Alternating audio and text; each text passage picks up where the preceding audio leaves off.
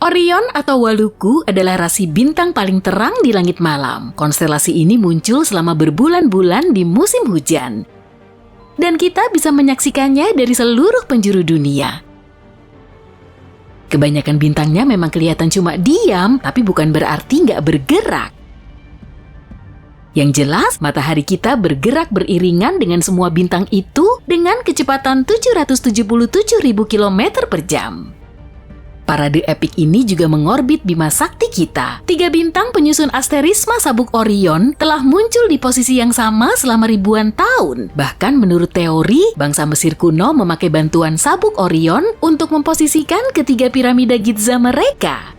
Bintang paling terang di sabuk Orion adalah Al-Nilam yang letaknya ada di tengah. Di situ juga ada piramida agung Khufu setinggi 147 meter. Lurus di sebelah barat terdapat piramida Khafre setinggi 144 meter. Lalu sejajar dengan Al-Nilam yang di tengah tadi ada bintang Al-Nitak.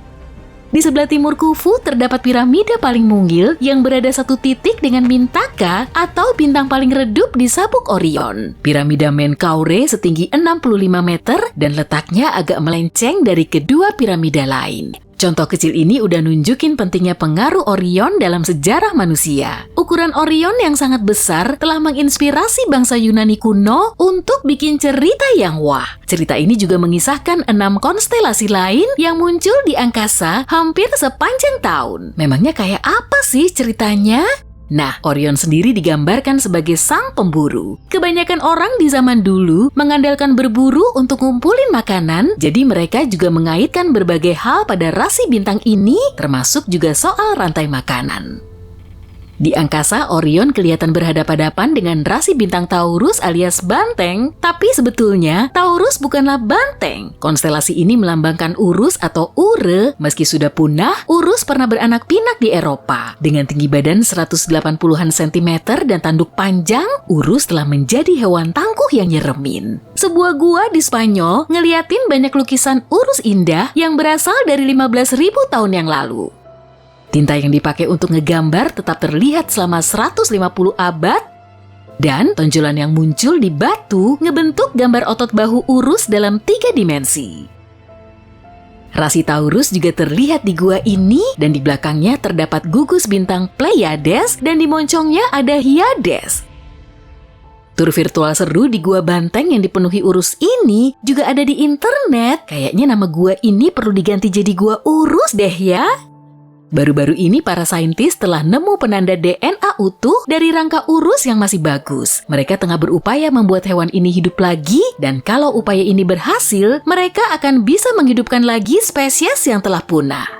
Bintang raksasa merah Aldebaran terletak di mata Taurus, tapi Aldebaran ini beda dengan yang di Ikatan Cinta sih. Saat banteng lagi ngamuk, matanya akan selalu merah. Kira-kira ini ada kaitannya dengan titik sasaran atau bullseye di papan dart yang selalu merah nggak ya? Di belakang Orion ada Leo sang singa. Dan dulunya singa nggak cuma hidup di Afrika. Gua banteng di Spanyol tadi juga nampilin gambar Leo sang singa, jadi manusia zaman dulu juga bikin pola rasi bintang ini. Orion bisa ngalahin Taurus dan Leo. Kemudian ceritanya jadi menarik.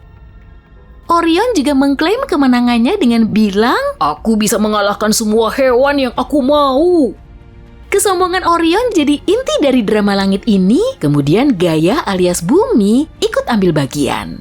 Perkataan Orion terus membahana di seluruh penjuru dunia. Mungkin peristiwa ini terjadi di zaman prasejarah saat masyarakat pemburu dan pengumpul makanan berubah menjadi petani.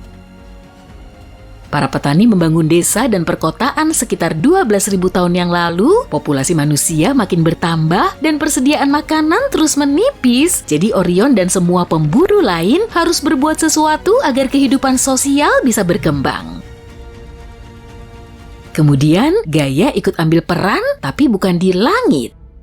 Sebagai bumi, Gaia tiba-tiba aja terbentuk dari kekacauan unsur.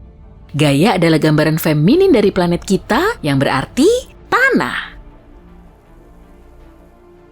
Kamu tertarik nggak nih dengan teori sains modern yang melambangkan bumi sebagai organisme hidup? Kamu bisa melihatnya dalam teori Gaia yang pertama kali muncul pada tahun 1970-an. Jadi teori Gaia menganggap bumi sebagai biosfer yang seolah-olah bisa hidup. Teori ini juga mengklaim semua komponen bumi saling bersinergi sebagai satu sistem yang dinamis dan saling berkaitan. Inilah yang disebut dengan simbiosis atau sinergi. Saat bersinergi, semua komponen tersebut bisa menciptakan kondisi kehidupan yang ideal. Kehidupan di bumi juga menyesuaikan diri dengan atmosfer yang mengandung 21% oksigen, salinitas laut maksimum 24,7%, dan suhu bumi 14 derajat Celcius. Untuk mengilustrasikan proses adaptasi kehidupan dalam mengontrol perubahan suhu, pencetus teori Gaia bikin planet fiksi Daisy World. Jadi menurut mereka, seisi Daisy World tertutup oleh bunga aster putih dan hitam. Saat mataharinya sangat panas, aster hitam mulai hilang dan aster putih makin bertambah. Warna putihnya ini bisa memantulkan cahaya matahari, kemudian mendinginkan suhu bumi. Tapi kalau mataharinya nggak terlalu panas, aster putih akan berkurang dan aster hitam makin banyak. Semua bunga berwarna hitam ini menyerap cahaya matahari hingga bumi kita semakin hangat. Kira-kira begitu cara kerja Gaia. Sebetulnya sih prinsipnya hampir mirip kayak mekanisme pembentukan oksigen dan lapisan ozon di atmosfer. Lapisan ini bisa menghalangi sinar ultraviolet dari matahari yang membahayakan.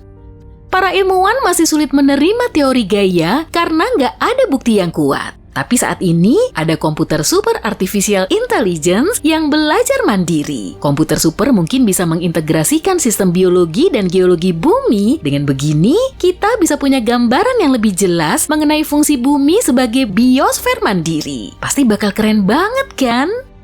Oke, kita balik lagi ke cerita Orion tadi. Lalu gimana Gaia bisa mengatasi masalah yang ditimbulkan oleh Orion terhadap bumi kita? Gaia jelas gak akan mengirim hewan yang lebih ganas dari singa dan urus untuk ngalahin Orion. Maka dipilihlah hewan yang lebih kecil. Scorpio bisa mengandalkan bisanya saat menjalankan tugas ini, dan di musim kemarau, rasi bintang Scorpio akan bergerak mendekati kaki Orion. Tubuhnya memang kecil, dan kerabatnya hanyalah laba-laba dan kutu dari famili Aranida. Tapi di langit sana, Scorpio menjadi rasi bintang terbesar ke-33 dari total 88 konstelasi. Menurut aturan umumnya, rasi bintang yang lebih besar ditemukan terlebih dulu oleh para pengamatnya. Mereka udah milih sendiri bintang-bintang itu, yang datang duluan akan dinamai duluan. Jadi mereka bikin rasi bintang besar dulu, kemudian beralih ke rasi yang lebih kecil. Begitupun saat kamu menghadiri acara makan buffet, kalau kamu berdiri di antrian awal, pasti kamu akan milih porsi yang gede kan? Kemudian orang-orang di belakangmu akan dapat sisanya. Gimana dengan potongan kue coklat kayak gini? Yakin kamu cuma akan ngambil potongan yang paling kecil? Pasti enggak kan? Dalam cerita Orion, ada sejumlah rasi bintang besar yang bentuknya menonjol, misalnya Leo, Taurus, Orion, dan Scorpio. Rasi bintang tersebut juga nunjukin kalau kisah ini telah beredar sejak lama. Rasi bintang yang lebih kecil seperti Lepus si Trewelu dan dua anjing pemburu Orion si Canis Major dan Canis Minor membuat cerita Orion semakin lengkap dan menarik. Kita pun jadi tahu cerita fabel yang menggambarkan dua perspektif atau kosmologi yang berlainan, yaitu perspektif Gaia dan Orion. Orion digambarkan sebagai laki-laki, sedangkan Gaia sebagai perempuan. Orion punya sifat pengen mendominasi dunia, sedangkan Gaia pengen mempertahankan kelangsungan bumi gimana pun kondisinya. Keduanya seperti saling berlawanan, tapi mungkin memang ditakdirkan untuk saling melengkapi. Orion dan Scorpio pun berada di belahan langit yang berseberangan, salah satunya muncul di musim hujan dan satunya lagi di musim kemarau. Tapi keduanya berfungsi seperti kutub utara dan selatan, dan inilah yang kita saksikan di zaman now.